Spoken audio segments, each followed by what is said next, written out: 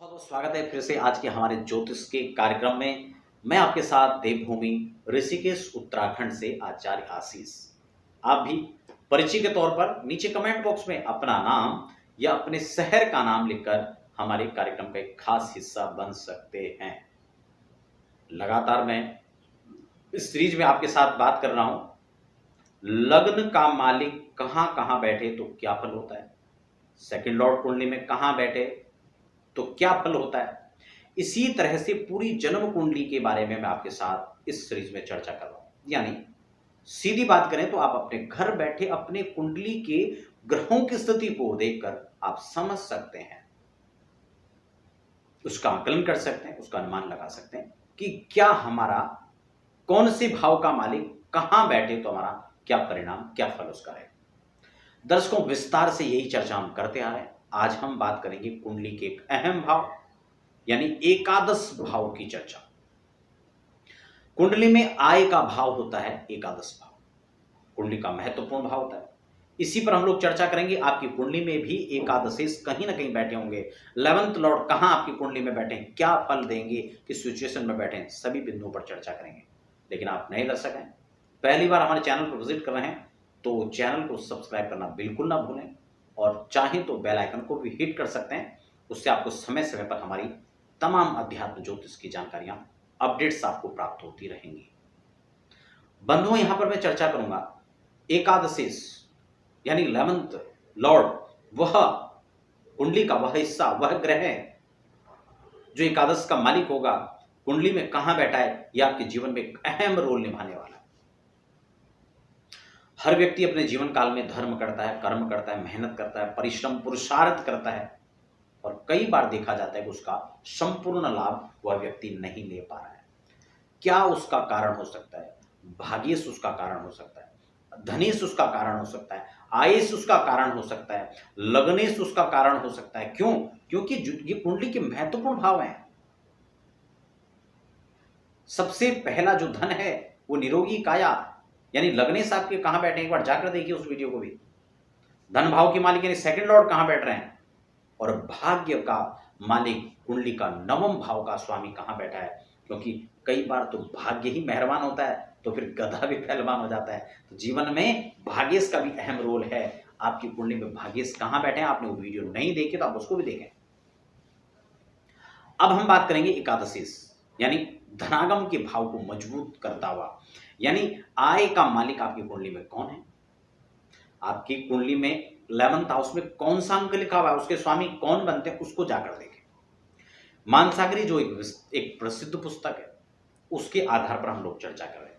देखिए, वैसे तो कोई भी ग्रह, कोई योग हो, कुंडली के अंदर दोष हो, कोई ग्रह की स्थिति हो, वो अलग अलग आधार पर उसकी गणना और उसका अनुमान किया जा सकता है। लेकिन सामान्यतः सामान्य रूप से जो फल कथन यहाँ पर मानसागरी के आधार पर मैं आपको बताने वाला हूँ, उसको आप लोग समझें और विस्तार से अपनी जन्म कुंडली पर आप लोग चिंतन करना चाहते हैं तो उसके अलग अलग पहलुओं पर करें। अपनी जन्म कुंडली बनवाना चाहते हैं या दिखवाना चाहते हैं हमसे व्यक्तिगत रूप से, तो आप हमारी वेबसाइट पर लॉगिन कर सकते हैं और यह नीचे लगातार जो व्हाट्सएप नंबर भी है आप उस पर भी कांटेक्ट कर सकते हैं। व्हाट्सएप पर डिटेल भेजिए, टाइम लीजिए और फिर आप विस्तार से चर्चा कर सकते हैं। खैर, आज हम बात करेंगे जब एकादशेश यानी एकादश का मालिक जन्म कुंडली के लग्न भाव पर बैठा हो, दोनों महत्वपूर्ण हो जाते हैं। एकादशेश यानी आय का मालिक और लग्न यानी आपका स्वस्थ तन और मन और सर्वस्व जो केंद्र बिंदु जहां से सब कुछ चलता है। क्योंकि कुंडली में जो 12 भाव है ना, उसमें पहला भाव फर्स्ट हाउस मेन है। क्यों? क्योंकि फर्स्ट हाउस इसलिए भी जरूरी है क्योंकि वही इसका सबका भोक्ता है। आप समझ गए होंगे मेरी बात को। वो भोक्ता कैसे हैं? क्योंकि शरीर के लिए ही, क्योंकि तन के लिए ही धन चाहिए, तन के लिए ही पराक्रम चाहिए, तन के लिए ही भाग्य चाहिए, क्योंकि तन के लिए ही हमें अपना जीवन साथी चाहिए, तन के लिए ही मित्र चाहिए, तन के लिए ही ऋण चाहिए, तन के लिए ही हमें खर्च करना है। अर्थात सारा इसी लग्न के इर्द गिर्द घूमकर रह जाता है। इसलिए अगर आपका एकादशेश 11th लॉर्ड फर्स्ट हाउस के अंदर बैठा हुआ है तो यहाँ पर बहुत अच्छी स्थिति लिखा हुआ है का एकादशी लग्न में हो तो जातक यहाँ पर अच्छा धनवान, सूर होता है, दानी होता है, प्रतिष्ठित व्यक्ति होता है, लोकप्रिय होता है, सुंदर होता है और ऐसे व्यक्ति कई प्रकार से धनागम की स्थितियों को मजबूत करने वाले होते हैं। कई बार ऐसे लोगों का देश के साथ साथ विदेशों में भी कुछ इस प्रकार के माध्यम बने होते हैं कि वह अपने जीवन काल में अच्छी धनागम की स्थिति को वहां से पैदा कर लेते हैं।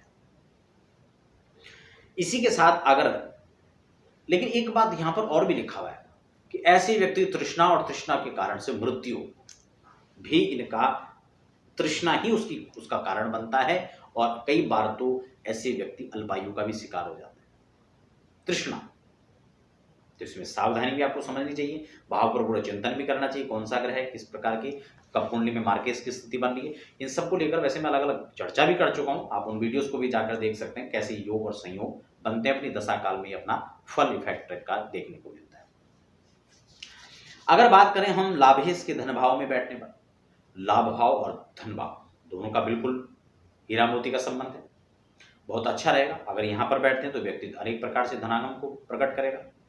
धन प्राप्त करने और भोगने दो चीजें, कई बार तो आदमी प्राप्त कर लेता उसका भोग नहीं कर पाता, उपभोग नहीं कर पाता, तो यहां पर सिचुएशन आगम भी होगा और कमाई के साथ साथ उसका उपभोग भी व्यक्ति करता है और स्वल्पाहारी ऐसे व्यक्ति होता है। साथ ही साथ पाप ग्रह से हो तो यहाँ पर रोग की स्थिति को भी प्रकट कर देता है, जबकि शुभ ग्रह सिर्फ धनवान व्यक्ति को यश और कीर्ति स्थापित करने वाला व्यक्ति को बनाता है। बात कर लेते हैं अगर ये लाभेश तृतीय भाव में हो, बहुत अच्छा है, भाई बंधुओं का साथ बना रहेगा और ऐसे व्यक्ति मिलजुल करके एक नए आयाम को प्राप्त कर लेते हैं। भाई बहनों और इष्ट मित्रों के सहयोग से व्यक्ति आगे बढ़ते हुए उनको बढ़ाने का भी काम करते हैं। दोनों इन लोगों के अंदर एक खूबी और क्वालिटी होती है। ऐसे लोग कहीं ना कहीं स्त्री पुत्र आदि के अच्छे पालक देखे जाते हैं, अपने परिवार का ख्याल रखने वाले होते हैं। साथ ही साथ उत्तम बंधुओं का संग ऐसे लोगों को मिलता है। भाई बंदी भी जिन लोगों के साथ होती है, इष्ट मित्र मैत्री भी संबंध जो स्थापित करते हैं वह अच्छे होते हैं और उसका लाभ ऐसे व्यक्ति अपने जीवन काल में लेते रहते हैं और शत्रु कुल का संहारक भी ऐसा व्यक्ति होता है। तो कुल मिलाकर मित्रों का संग, शत्रुओं का दमन, ये सब विशेषताएं जो हैं लाभेश के तृतीय भाव में जाने से यहां पर घटित होती है। एकादशी चतुर्थ भाव में हो तो व्यक्ति तो दीर्घायु होता है, धनागम के अच्छे स्रोतों को प्रकट करता है, यश मान कीर्ति सम्मान को प्राप्त करता है और अनेक प्रकार से जो भी सुख सुविधाजनक सम्मान है, सुख सुविधाओं के लिए सामग्रियां हैं, उनको अपने जीवन काल में सहज उपलब्ध कर लेता है। अपनी निजी प्रॉपर्टी हो या पैतृक प्रॉपर्टी हो, उसका भी व्यक्ति को लाभ मिलता है, वाहन का लाभ मिलता है, धन पराक्रम का लाभ मिलता है और ऐसे व्यक्तियों को चतुर्थ भाव में यह सब बैठने से माता पिता का भक्त भी ऐसे व्यक्ति होता है और नेक काम करने वाले होते हैं। समाज में सम्मान भी ऐसे लोगों को अच्छी मात्रा में प्राप्त होता है। एकादशी जन्म कुंडली में एकादशी पंचम भाव के अंदर बैठ जाए, यानी 11th लॉर्ड 5th हाउस के अंदर बैठ जाए, ऐसे व्यक्ति अपने संतान को अच्छे संस्कारीवान बनाते हैं। संतान का ऐसे व्यक्तियों को जीवन काल में लाभ मिलता है, क्योंकि एक बड़ा स्वाभाविक प्रश्न होता है लोगों का कि क्या बच्चों से सुख मिल पाएगा, बच्चे हमारा ध्यान रख पाएंगे। तो इस श्रृंखला में आप इसको समझें कि ऐसे लोग संतति का लाभ ले पाते हैं, उनको वो ध्यान उनका रख पाते हैं और पिता पुत्र का परस्पर प्रेम अच्छा है, इस रूप में देखा जाता है और पिता की तुल्य ही ऐसा व्यक्ति गुणवान होता है। उससे संबंधित कार्य भी कई बार करने वाला देखा जा सकता है और पिता पुत्र का परस्पर प्रेम बहुत अच्छा यहाँ पर होता है, लेकिन कई बार पिता की अल्प आयु की स्थिति भी यहाँ पर प्रकट हो जाती है। मैंने पहले भी ये चर्चा की है कि आप इसको जन्म कुंडली का अपना ये स्वतंत्र भाव और स्वतंत्र विचार अपनी कुंडली पर आप इसको करें, लेकिन सामान्य मानस नागरिक इसको जो है इस प्रकार से दर्शा रहे। षष्ठ भाव के अंदर बैठना, यानी 11th लॉर्ड 6th हाउस में बैठते हैं, तो सिचुएशन क्या है उसको पहले आप देख लीजिए। वहां मित्र क्षेत्र बैठे में, शत्रु क्षेत्री बैठे में, पापाक्रांत हैं, वो आप उस पर विचार करें पहले। लेकिन लाभेश का षष्ठ भाव पर बैठना व्यक्ति को दीर्घ रोगी बना सकता है। ये रोग का भाव है, ये ऋण का भाव है, ये शत्रु का भाव है। ऐसी स्थिति में व्यक्ति को दीर्घ रोगी होने की संभावना यहाँ पर बनती है। इसलिए कुंडली के अंदर स्वास्थ्य को देखें, लग्नेश को देखें, यानी फर्स्ट हाउस के लॉर्ड को आप देखें, कुंडली को कहां बैठे। एकादशी की स्थिति इस प्रकार से दर्शा रहा है। शत्रुओं से युक्त ऐसा व्यक्ति हो सकता है, ठीक है। इसके साथ क्या कहा, पाप ग्रह हो तो परदेश में, चोर भय, अग्नि भय का भी यहां पर भय बना रहता है, और उसकी मृत्यु भी जो है कई बार प्रदेश में हो जाती है, घर से बाहर प्रदेश कहेंगे। प्रदेश का मतलब फॉरेन कंट्री में नहीं है, अपनी कंट्री में भी हो सकता है, दूसरे प्रदेश में जाकर हो सकता है, बहुत दूर घर से जाकर हो सकता है। इस प्रकार की स्थिति यहां पर बननी है। लेकिन उसके लिए मैं पहले भी कह दिया, आप लग्नेश को देखें, अष्टमेश को देखें, और फिर तुलनात्मक इनका अध्ययन करें।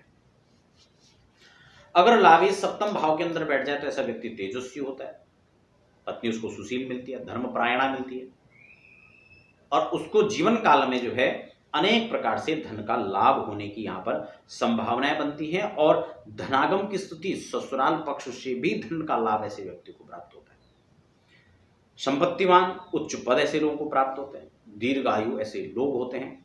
साथ ही साथ ऐसे लोगों को पत्नी कई बार सरकारी नौकरी वाली मिल जाती है, अच्छे पद और प्रतिष्ठा, और ससुराल पक्ष से धन के नए आयाम भी यहां पर दिखाई देते हैं।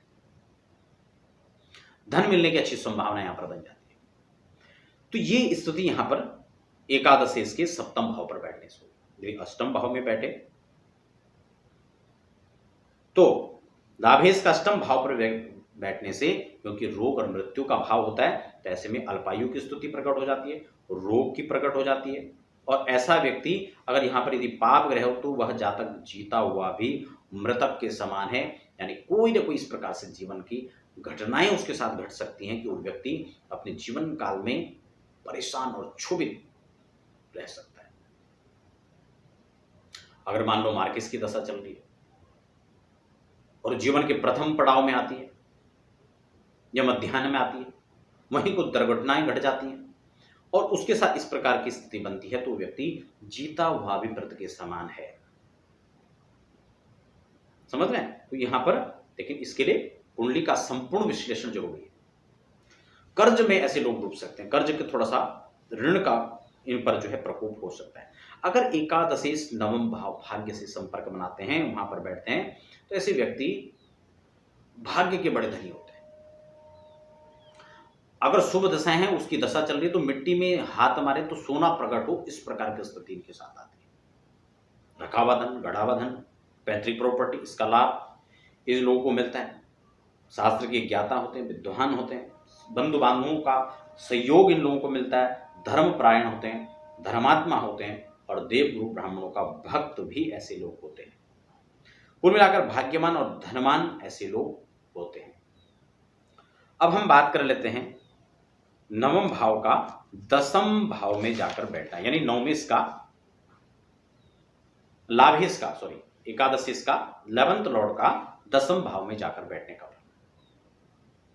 अगर एकादश में बैठते तो माता पिता के भक्त होते, इसमें कोई गुंजाइश नहीं है। लोभ धन के प्रति इनका बहुत ज्यादा होता है, दीर्घजीवी ऐसे लोग होते हैं। राजनीति में अच्छा प्रवेश होता है, धनागम की स्थितियां अच्छी मजबूत होती हैं, और साथ में ये लोग राजनीति के साथ साथ में सामाजिक कार्यों गतिविधियों से भी जुड़े हुए होते हैं, और उनका लाभ भी ऐसे लोग लेते हैं। लाभेश लाभ हवा एकादश में बैठ जाए तो ऐसे व्यक्ति धनागम के बहुत प्रकार से स्रोतों को प्रकट कर लेते हैं। अलग अलग प्रकार से आमदनी के रास्ते ऐसे लोगों के जीवन में बनते हैं। पुत्र पौत्र का लाभ ऐसे लोगों को मिलता है। सुशील ऐसे लोग होते हैं, धनवान, सुंदर और लोक विख्यात ऐसे लोग होते हैं। अगर द्वादशीश एकादशीश द्वादश भाव के अंदर बैठ जाता है जाकर, ऐसी स्थिति में भी एकादशीश द्वादश भाव में अगर बैठ जाते हैं तो धनागम की स्थिति कहीं न कहीं भाग्य इनका बहुत ज्यादा साथ नहीं देता है, और द्वादश पर बैठने से यह व्यक्ति जातक सुख भोगने वाला तो होता है, अनेक प्रकार से धनागम होने के साथ साथ खर्च भी ऐसे लोग बहुत ज़्यादा करते हैं और चिर स्तुति भी ऐसे लोगों की बनी रहती है। कई बार विपरीत दशा और विपरीत परिणामों में आने से ऐसे लोग रोग और कर्ज का शिकार भी हो जाते हैं। कुल मिलाकर ऐसे व्यक्तियों को कई बार कर्ज भी लेना पड़ जाता है, कई बार रोग भी ऐसे लोगों को सताने लगते हैं अगर वहां पर पाप में और पाप दृष्टि या पाप युति में रहकर वह ग्रह वहां पर आ रहा हो। तो कुल मिलाकर देखा जाए तो एकादशेश का द्वादश में जाना आगम और खर्च दोनों की स्थिति को सामान्य और बराबर की स्थिति में लेकर यहां पर दर्शाता है। और उसमें सेकंड हाउस को देखना, नाइन्थ लॉर्ड को देखा, ये यहां पर महत्वपूर्ण हो जाता है। तो दर्शकों, ये था आपके 11th लॉर्ड की फर्स्ट हाउस से लेकर 12th हाउस तक बैठने पर उसका शुभाशुभ फल। व्यक्तिगत कोई जानकारी, जन्म कुंडली बनाना हो, जन्म कुंडली दिखवाना हो तो उसके लाभ हमारी वेबसाइट पर लॉगिन कर सकते हैं, जो लगातार नीचे नंबर फ्लैश हो रहे हैं उस पर भी आप समय लेकर जानकारी प्राप्त कर सकते हैं।